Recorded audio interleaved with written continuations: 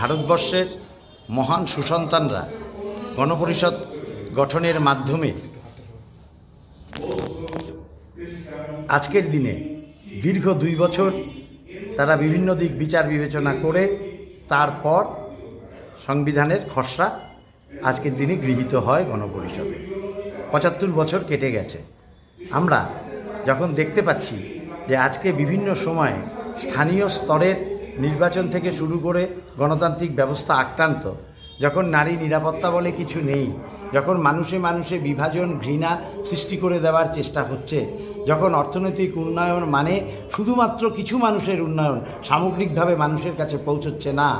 সংবিধানের অধিকার থেকে মানুষ বঞ্চিত হচ্ছে, আক্রান্ত হচ্ছে সংবিধান, বিপন্ন হচ্ছে গণতন্ত্র, তখন সারা দেশব্যাপী আজকে গণতন্ত্র বাঁচাও সংবিধান বাঁচাও এই দিবস পালিত হচ্ছে। আমরাও জলপাইগুড়ি জেলা কংগ্রেস কমিটি